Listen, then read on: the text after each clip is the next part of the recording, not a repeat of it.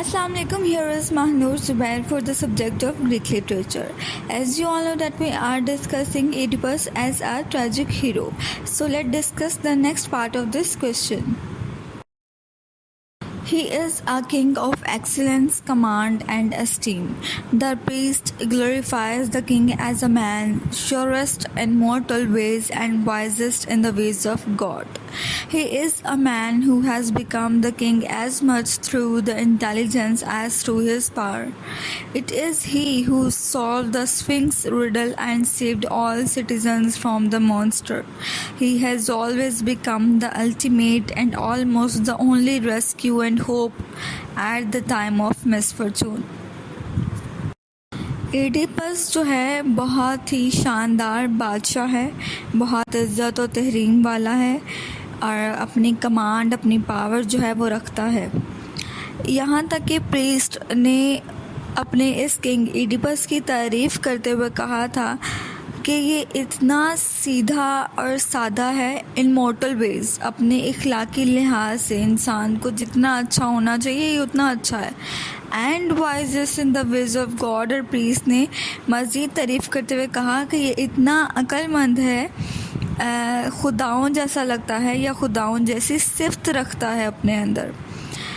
और फिर ये कि ये वो बंदा है जो बादशाह बना तो वो अपनी इंटेलिजेंस से बना है, अपनी अक्लमंदी से बना है, अपने अंदर जो उसकी पावर थी, जो एक्सीलेंस थी, उसकी वजह से ये बादशाह बना।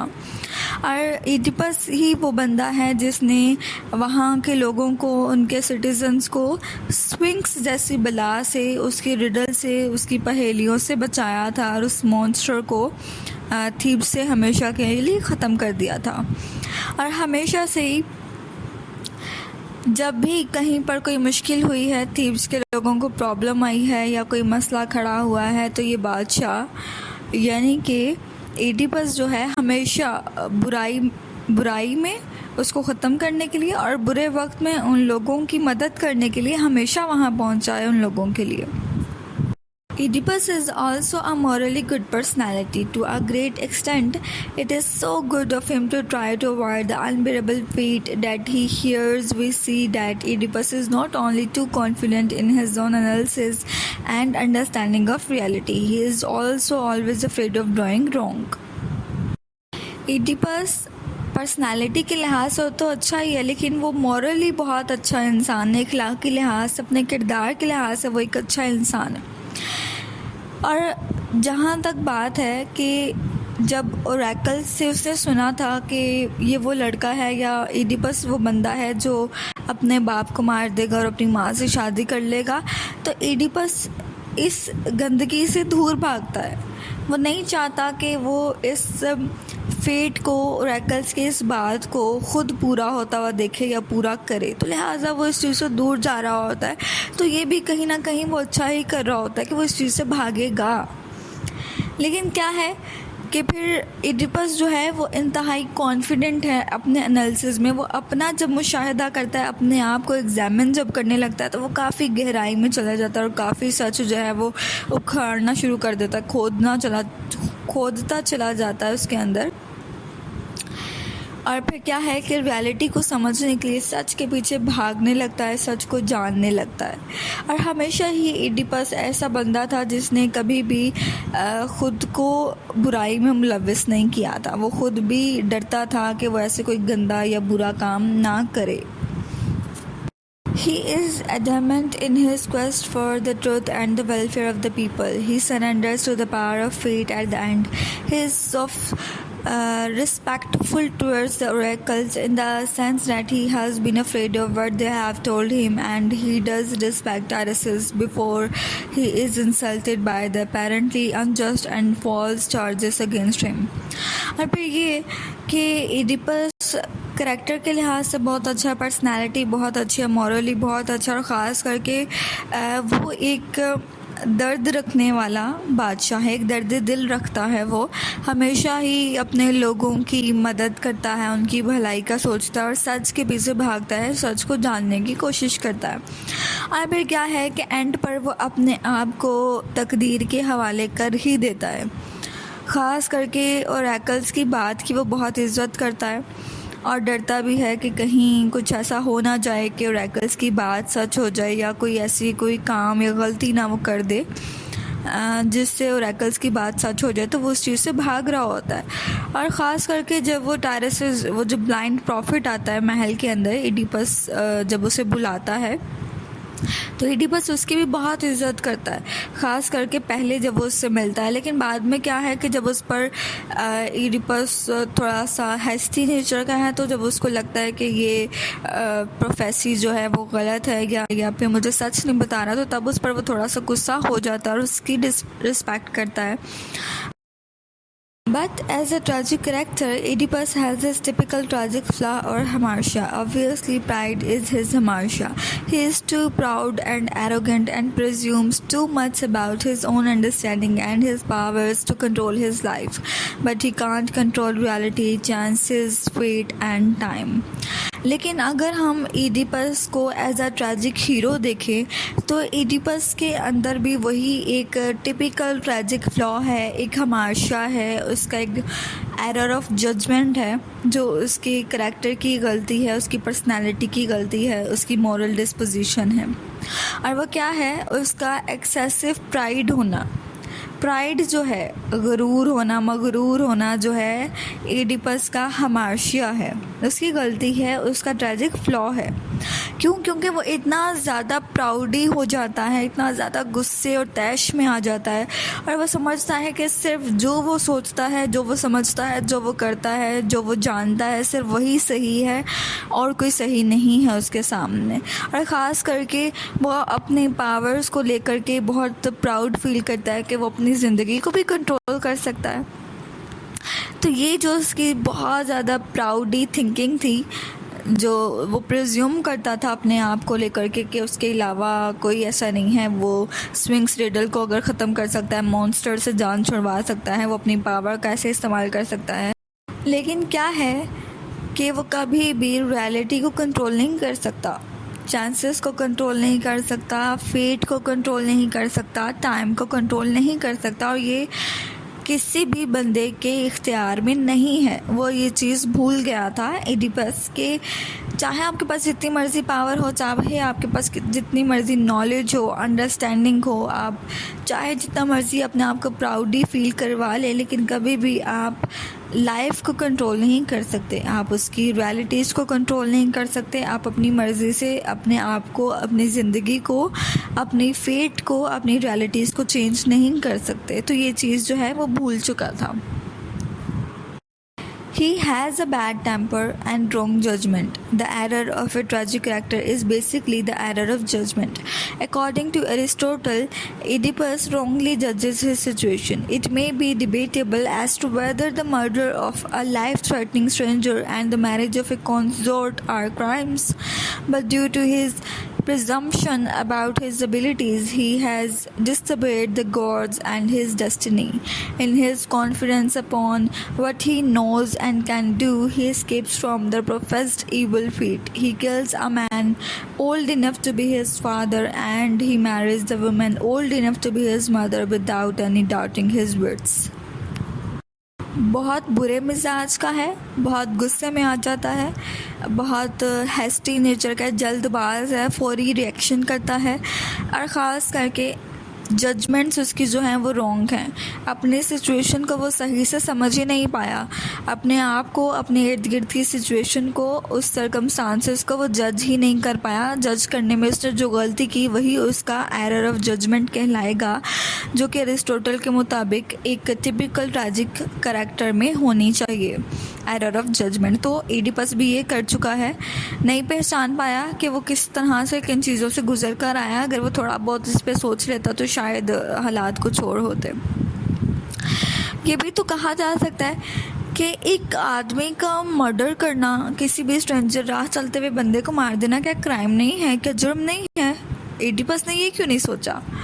और फिर ये कि और साथ ही आकर के उसमें एक औरत से शादी कर लेना जिसका हस्बैंड जो है वो रास्ते में किसी ने कत्ल कर दिया है, तो अब जी ईडिपस को बादशाह बनाया जाए। ईडिपस ने ये सब क्यों नहीं सोचा उस लम्हे में? ये डिबेटेबल है, इस पर बहस की जा सकती है कि वो अपने आप को इतना जो प्राउडी फील करता था, अपनी पावर को, अपनी अंडरस्टैंडिंग को बहुत समझता था, तो उसने इन सब चीज़ों के बारे में क्यों नहीं सोचा कि ये भी तो वो क्राइम्स हैं जो वो कमेंट कर रहा है। और ख़ास करके अपनी एबिलिटीज़ को लेकर के वो जो इसकी जो प्रजम्पशन थी, वो जो फ़र्ज़ करता था कि मैं बहुत अच्छी एबिलिटीज़ का हूँ, मेरे पास बहुत पावर्स हैं, बहुत थिंकिंग है, बहुत अंडरस्टैंडिंग है, तो एक्चुअल में वो खुदाओं को और उसकी डेस्टिनी को, उनकी फेट को नाराज़ कर देता है, उन्हें खुदाओं को गुस्सा दिला देता है। In his confidence upon what he knows and can do, और ख़ास करके वो अपने आप को में हर वक्त कॉन्फिडेंट रहता है कि वो कुछ भी कर सकता है, कुछ भी जान सकता है। He escapes from the professed evil fate, यहाँ तक कि ओरेकल्स की बात सुनकर कर भी वो ये समझता है कि वो इस evil fate से भाग जाएगा, और उसकी प्लानिंग करना शुरू कर देता है कि मैं कॉरिंथ वापस नहीं जाऊंगा ताकि मैं ये फेट का, ओरेकल्स का जो फेट है, जो प्रोफेसी है, मैं उसको पूरा ना कर सकूं। वो भागता है वहाँ से, और फिर क्या होता है, भाग करके जब आता है तो वो एक बूढ़े आदमी को मार देता है, और वो बूढ़ा आदमी जो कि उसकी बाप की उम्र का हो सकता है। ये डिबेटेबल है ना, इन सेंस हम ये कह सकते हैं एक्चुअल में तो उसका फादर ही था, लेकिन चूंकि चले उसने अपने बाप को कभी ज़िंदगी में देखा नहीं था, लेकिन old enough like his father, कि वो आदमी इतना बूढ़ा था कि उसके बाप जैसा था, उसका बाप ही था। और फिर ये कि एक औरत जिससे वो शादी कर रहा है वो भी इतनी बूढ़ी है, ये इतनी ओल्ड इनफ है कि वो उसकी माँ जैसी ही है, बल्कि माँ ही है।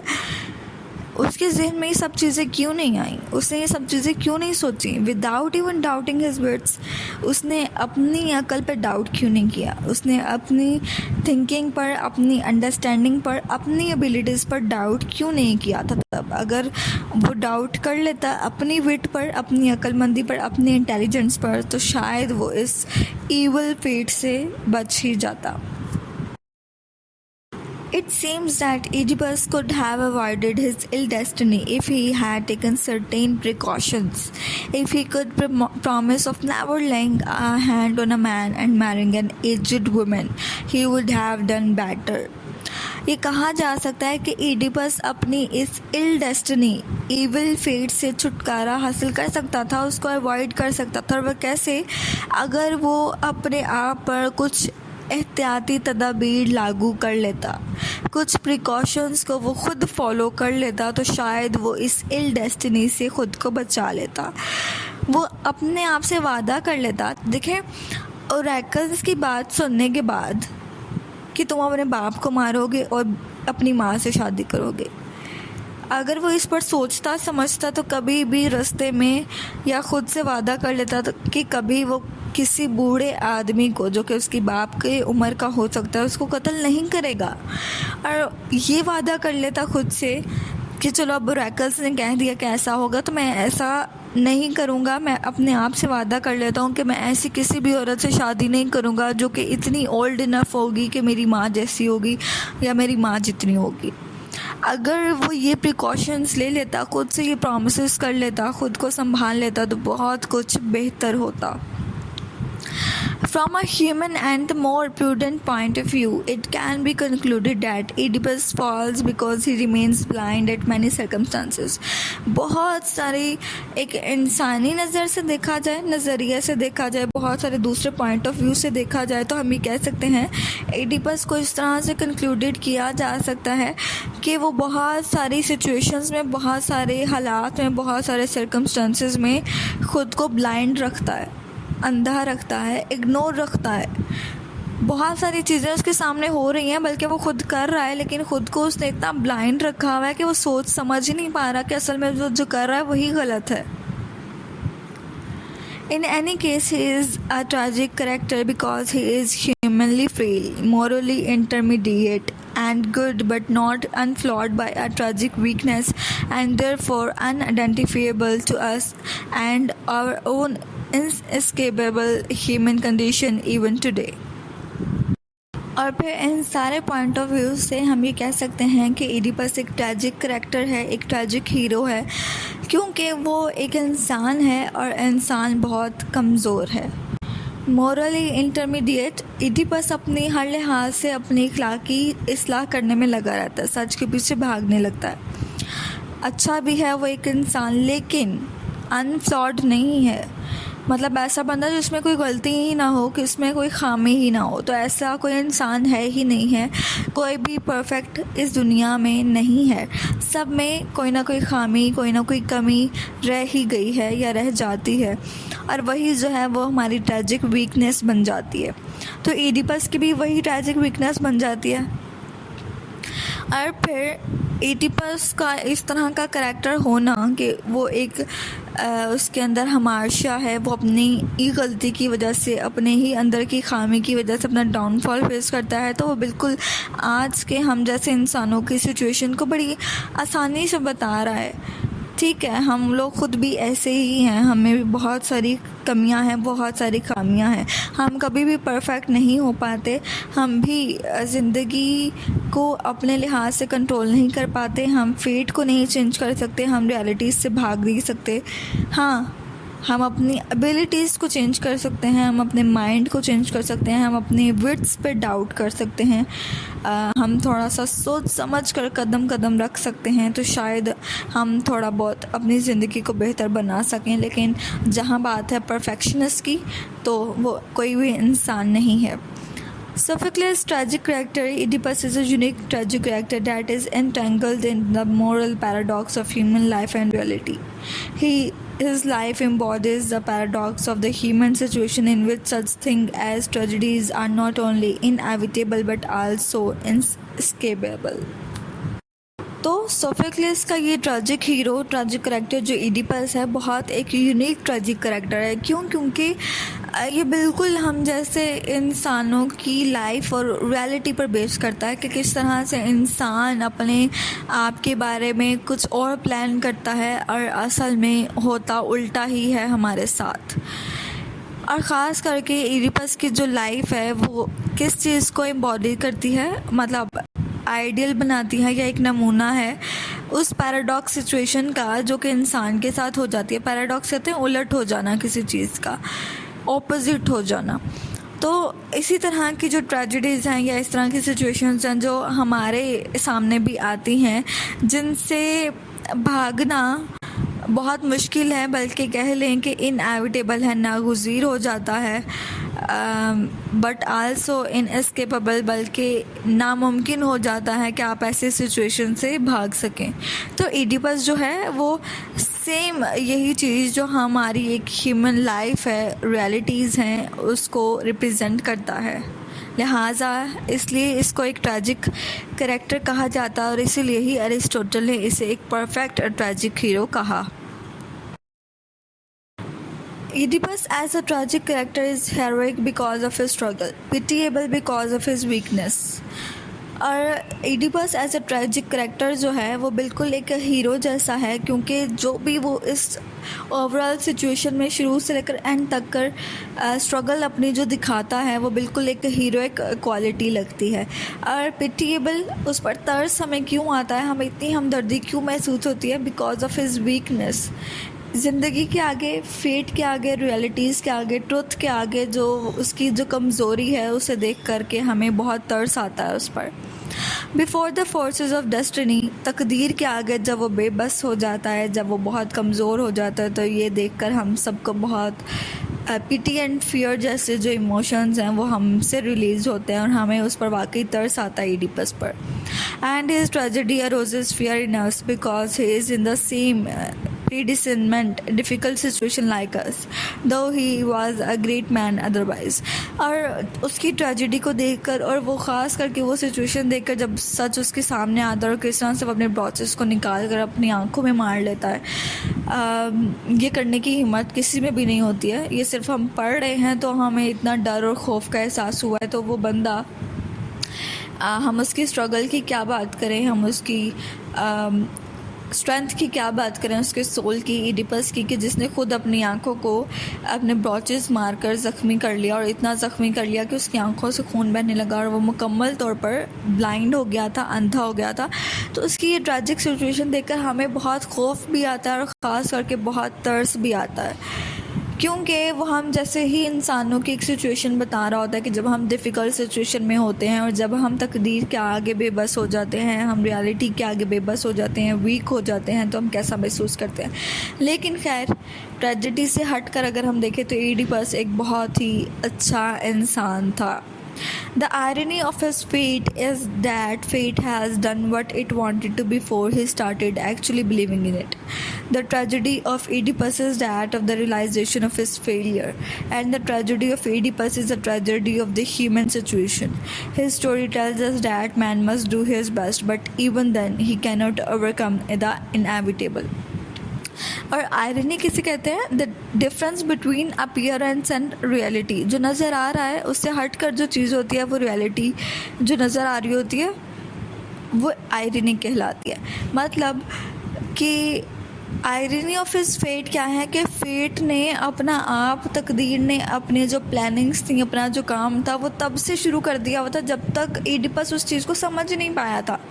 वो बहुत देर बाद समझा है इस चीज़ को। तकदीर जो है वो पहले ही अपनी प्लानिंग शुरू कर चुकी थी।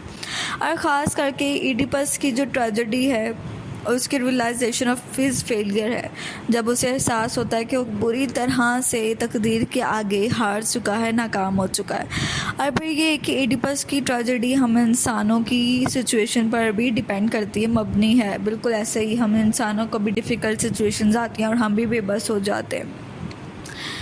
उसकी स्टोरी एडिपस रेक्स से हमें क्या सबक मिलता है?